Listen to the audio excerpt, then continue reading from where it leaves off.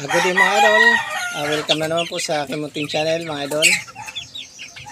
For today's video mga idol, ipapakita ko sa inyo yung mga linipat kong sisiw dito sa bago kong kulungan. Hindi naman pala bagong kulungan mga idol. Ano po to mga idol? Bagong disinfect pala. Linipat ko na sila dito mga idol para makapag-exercise na sila. Bago ko ituloy ang video mga idol, mag-intro muna po tayo mga idol.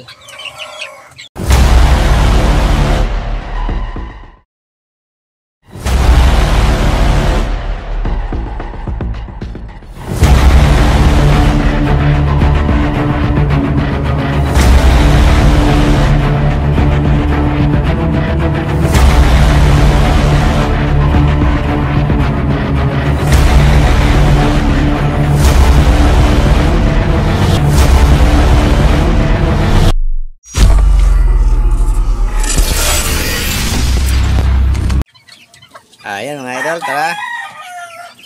Pasilip ko muna po pala yung una kong mga batch dito sa bagong gawa kong kulungan.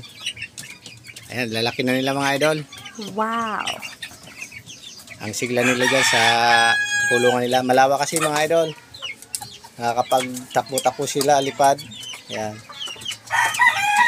Dito naman tayo mga idol sa bagong baba talaga. Ngayon pa lang mga idol, kabababa pa lang. Yan. Yan sila mga idol, oh. Medyo marami-rami mga idol.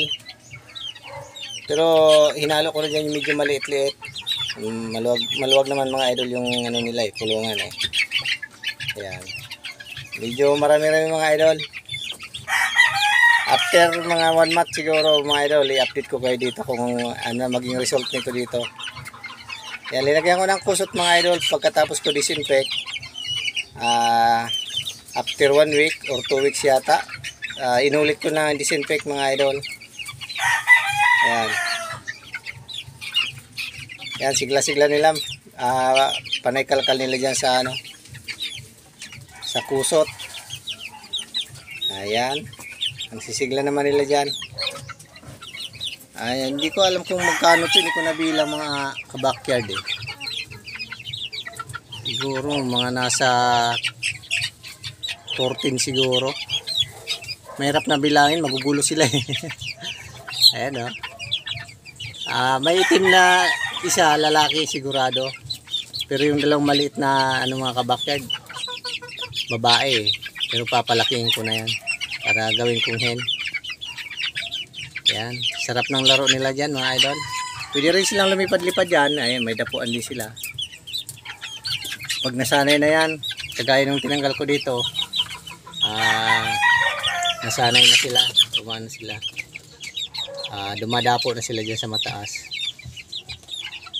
Ayun, libang na sila dyan mga kabakyard, oh. Sana hindi mag-away-away mga kabakyard kasi pinagsama ko yung maliliit dyan. Kasi 5 yung medyo malalaki-laki na dyan eh, mas marami yung maliliit. Ay, iniwalay ko nga pala yung isa dito sa malalaki kasi medyo matamlay eh. Gagamutin ko muna siya bago ko ihalo dito kasi baka makahawa pa mga kabakyard. Ay, medyo salba yung isang maliit eh. Ay mga kabakyard, sana lumaki silang maayos dito mga kabakyard. Every week i-disinfect ko pala sila mga kabakyard. Every week i-disinfect ko yung kanilang kulungan para di man maubos yung bakterya, at least mabawasan man lang. Ayan, sana lumaki silang maayos dito, hindi magkasakit. Okay itong kulungan itong mga kabakyard kasi hindi na aanggian, hindi na ulan nandito eh. Tinanggal ko pala mga kabakyard yung harang dito sa pinto niya. Yan, linagari ko po kasi medyo madilim po sa loob eh. Yan, linagyan ko na lang pong plastic dito. Dito hindi ko na tinanggalan ng kahoy kasi baka mga ngat ng daga mapasok sila. Tsaka mapasok yung kanilang kainan, tsaka inuman, maihian ng daga. Magkasakit pa sila dahil sa ihi ng daga. Ayan. Yan, masisiglan naman sila dyan mga ka-backyard. Oh. Naglalambingan lang yan mga idol. Hindi naman sila talaga mag-aaway dyan. Ayan. Punta tayo dun mga kabakyard sa isa kong linipat. Yung galing dito, linipat ko dun sa medyo malapad. Ayan, tingnan natin mga kabakyard. Ito pala mga kabakyard yung hiniwalay ko na isa. Medyo matamlay-tamlay siya. Baka may sipon sa loob kaya hiniwalay ko muna. Gagamutin ko muna siya mga 3 days or 5 days hanggang 5 days. Bago ko siya ilipat doon sa marami, ihalo. Yan. Pero okay naman siya, hindi masyadong matamlay. Yan. Pero hiwalay ko muna. Mukhang hindi maganda yung kondisyon niya mga kabakyard. Ayan, tingnan natin. Doon muna tayo mga kabakyard sa isang linipat ko. Yan, ito na sila mga kabakyard. Yung galing doon sa pinaglagyan ko ng maraming sisiw. Sila yung galing doon. Ayan. Ayan mga kabakyard. Kasi malalaki na sila mga kabakyard eh. Kaya dito ko naman sila sa medyo malaki-laking kulungan. Disclaimer lang po, no animal will harm. Mga kabakyard. Pinapakita ko lang po yung pag-aalaga ko sa kanila. Yan. Wala pong nasasaktan mga kabakyard sa ating mga alagang manok. Mahal po natin yan mga idol, kaya hindi natin sasaktan yan. Yan, no animal will harm on the making of this video mga kabakyard. Yan. Hindi po natin sinasaktan yan mga idol. Inaalagaan po natin na maayos yan. Yan. Yan, masigla po sila dyan mga idol. Kasi makakakalkal sila dito sa kusot.